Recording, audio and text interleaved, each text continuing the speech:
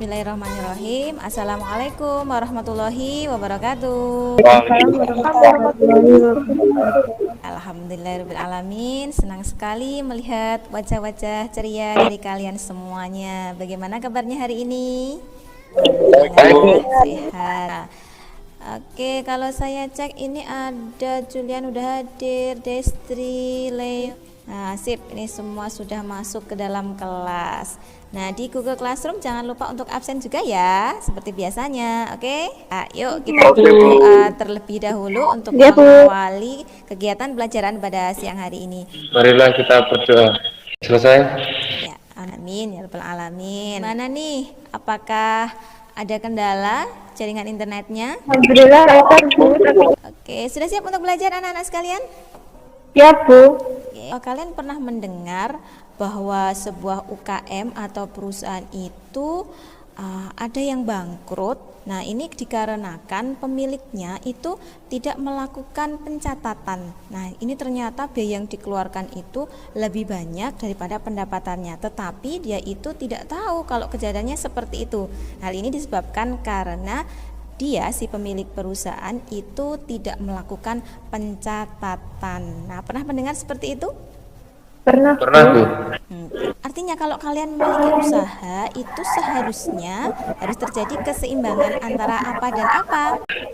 Aktiva dengan pasiva. Aktiva dengan pasifanya harus seimbang. Oke, Risma benar. Ada yang punya pendapat lain?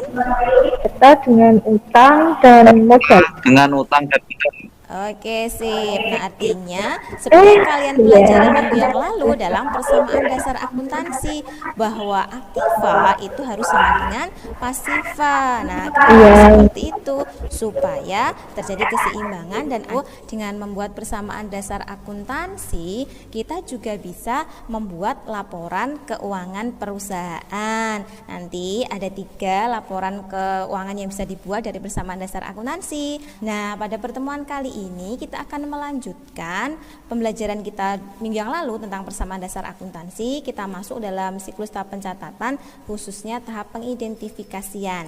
Nah, sehingga tujuan pembelajaran pada kesempatan hari ini adalah setelah kalian belajar nanti, kalian diharapkan mampu menganalisis penyusunan siklus akuntansi pada perusahaan jasa. Kalian bisa sambil membuka bahan ajar yang sudah saya share di Google Classroom. Yel ya. Nah, kelas 12 IPS. Oke, ya, sip. Semoga dengan Yel tadi kalian yang masih aduh males nih, nah, semoga sudah tidak malas lagi ya. Semoga bersemangat. Ayo, ada gambar apa itu yang tampil? tulisan, Bu. Tulisan apa itu? Logo-logo perusahaan. Logo-logo perusahaan. Oke, kalau dilihat dari logo-logo perusahaannya itu, kira-kira usahanya apa ya? Jasa. Pengiriman barang, Bu. Ekspedisi, Bu. Dilihat dari jenis usahanya, namanya apa ya kalau usahanya kayak gitu? Perusahaan jasa. Pinter banget ini Risma ya, masih ingat ya ini pelajaran badan usaha ya. Kalian simak video berikut ini ya. Nanti silahkan kalian bisa memberikan tanggapan.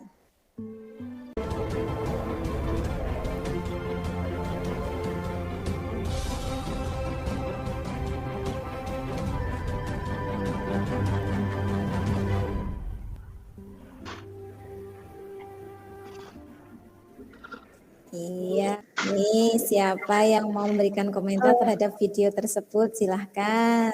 Saya, Bu Berikan Risma. kesempatan. Jadi di situ kan ada digambarkan tentang perusahaan JNE. Nah, itu tentang usahanya itu mengirimkan barang yang tujuannya memberikan kebahagiaan bagi pelanggan. Makasih Risma. Ya, nah, jadi dalam video tadi digambarkan tentang perusahaan JNE. Nah, dalam video tadi dapat kita lihat bahwa JNE itu digambarkan dengan si kurirnya ya. Kali selain kalian itu melihat tadi bagaimana seorang kurir JNE bekerja, nah kalian juga harus mengambil hikmah dari perjalanan si kurir JNE tersebut. Ketika kalian memesan barang melalui salah satu ekspedisi, maka kalian kan akan menikmati jasa pengantaran si kurir tersebut nih. Artinya perusahaan jasa ini produk yang dihasilkan berupa apa?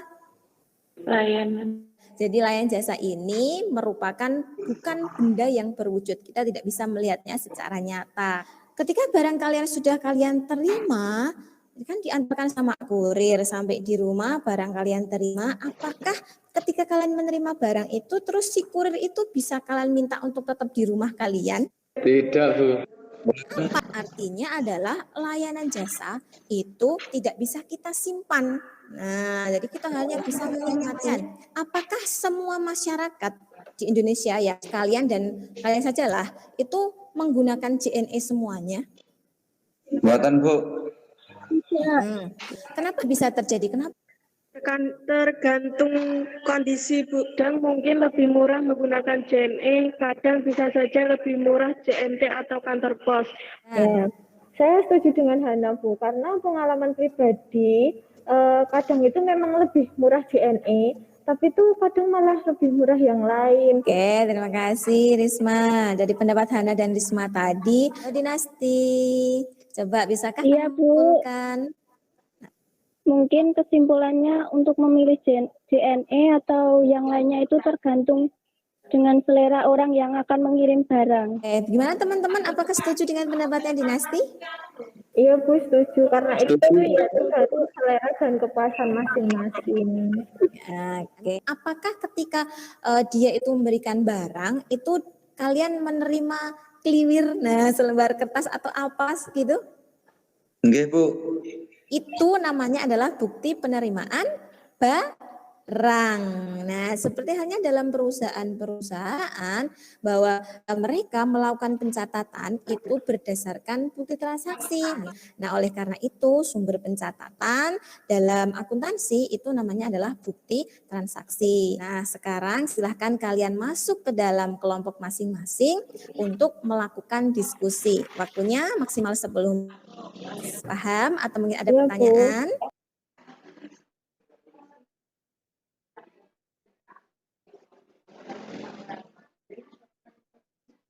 Halo anak-anak sekalian, apakah sudah siap untuk presentasi? Nggih, Bu.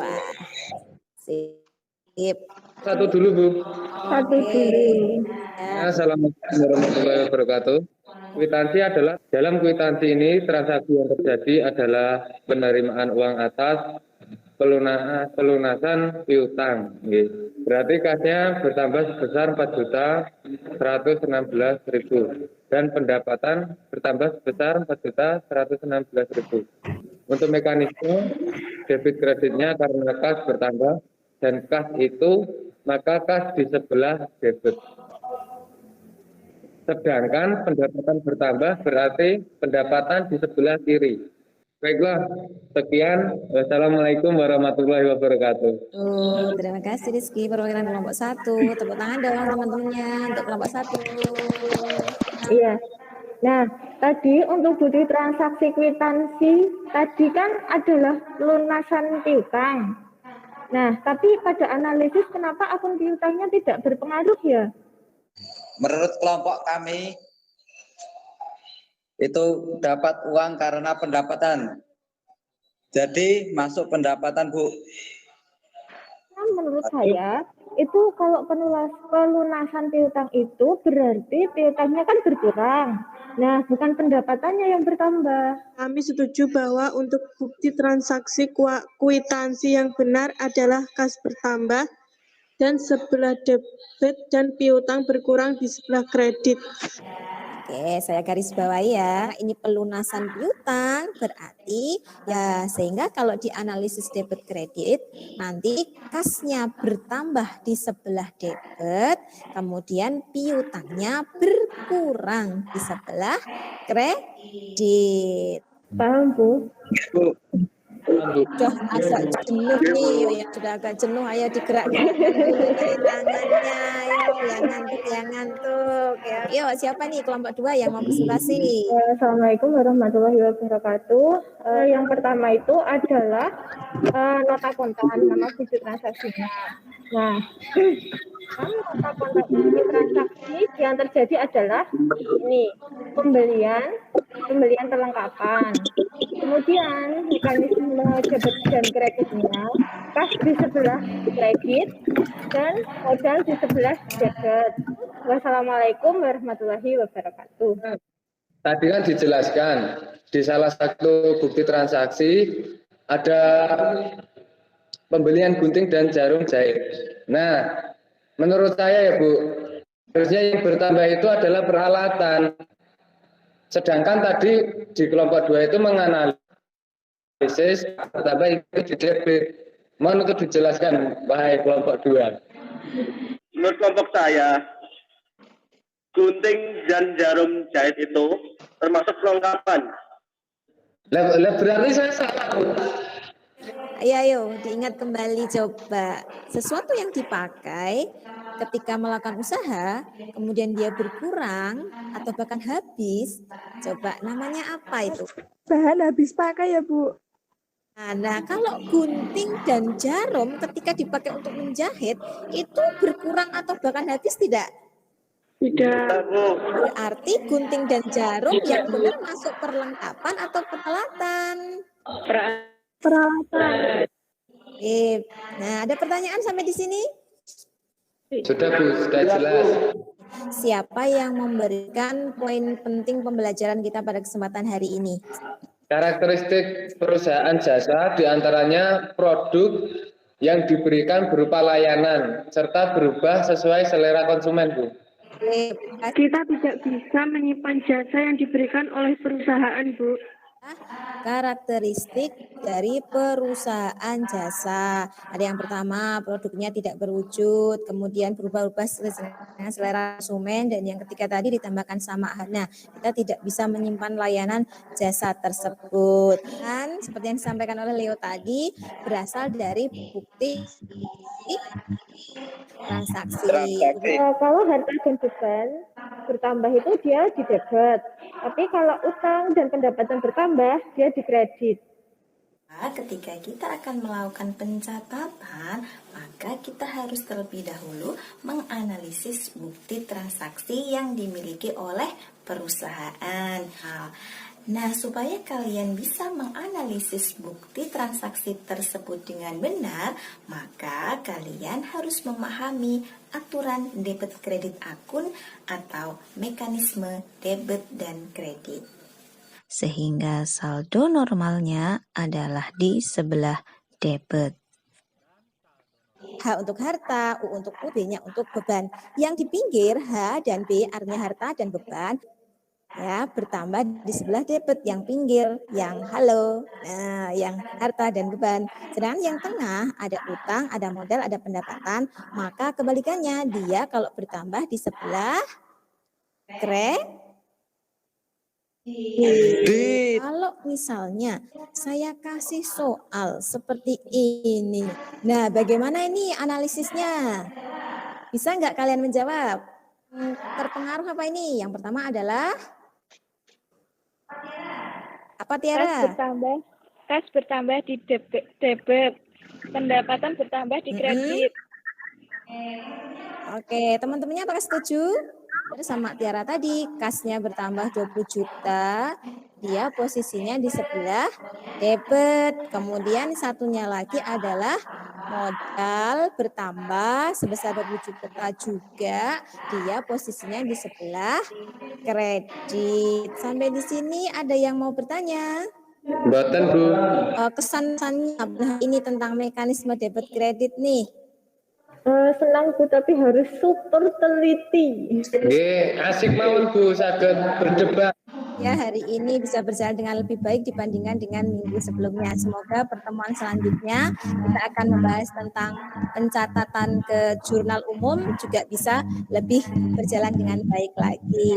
Setelah ini kalian melaksanakan tugas yaitu tes formatif di Google Classroom, sudah saya share di sana. Oke, pembelajaran hari ini kita cukupkan sekian. Mari kita akhiri dengan berdoa. Berdoa mulai. Berdoa selesai. Tetap jaga kesehatan, kita masih dalam PPKM darurat diperpanjang sampai tanggal 9, tetap stay di rumah, belajarnya rajin, dan jangan lupa untuk sholat, gitu ya. Terima kasih, sampai jumpa minggu depan. Assalamualaikum warahmatullahi wabarakatuh. Waalaikumsalam warahmatullahi wabarakatuh.